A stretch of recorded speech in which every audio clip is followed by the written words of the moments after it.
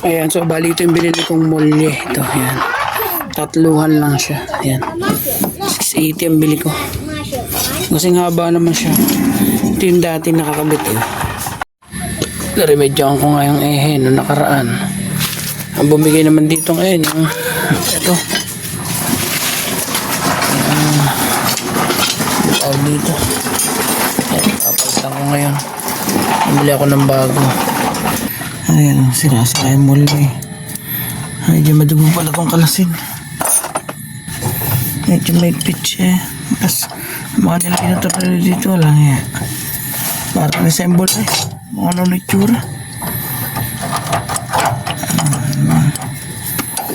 Luma na kasi ito sa ikarnito eh. Nabili namin kaya para mga repair na lang yung mga panilang ginamit dito. Hindi rin. Pagkakahirap din pala na ito. Mayroon pala magpalit ng mulya eh. Yung tinanggal ko dito na ano, ng mga tornilyo. Nakabili naman ako. Maganda to, nabili ko. Full thread siya. Kaya sagad-sagad. Same lang naman. May mga washer na din siya. Laki lang naman. Tama lang yung size.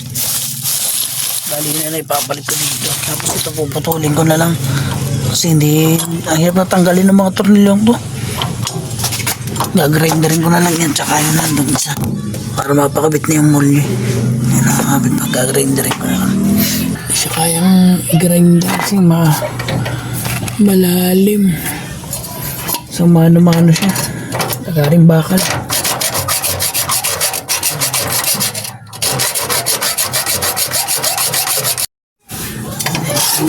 Bilis kaysa ganda. 10 years na natanggal ko rin.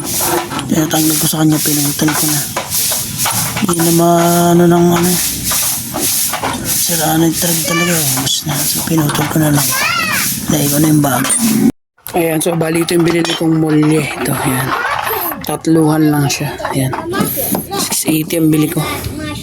Kasing haba naman siya. Ito yung dati nakakabit eh. Huyag-huyag na siya. Hindi maintindihan eh. Pero ang dami niya. 1, 2, 3, 4, 6. 6 na ano pala to. Ang dati yan. Ito rin yan. Baka magkadukso ko. Ayan. So yan. So bali kakabit ko na. Ito yung pinakabraka dyan sa ilalim. Hindi hawak sa kanya. Anong contribution?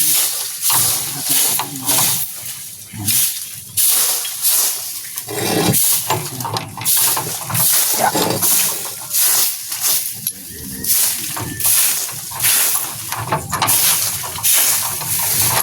Yung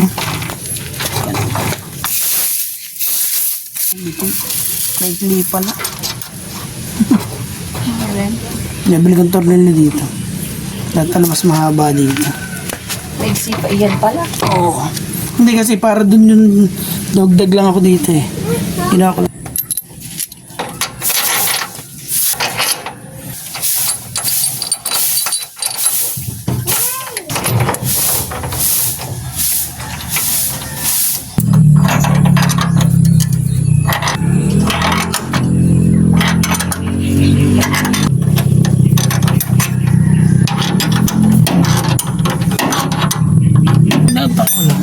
Kaya balto dito. Pag dito ko siya nilagay sa second. Pero yung dati yung tinanggal dito siya nakalagay. Ngayon pag nilagay ko siya dito, pinagkaiba na. Napakabit na yung binili kong molye. Medyo madago lang ang pagkakabit. Pero madali lang, kaya pwede sa DIY. Ayan.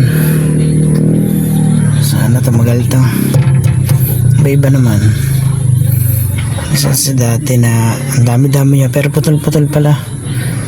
Wala ko naman tatagal to. Bali magdadagdag na lang ulit ako ng bolt dito. Mahaba pa yung thread eh. Para mas ano siya, mas safe. So yun lang. Sa nakatulong tong video na to. Salamat.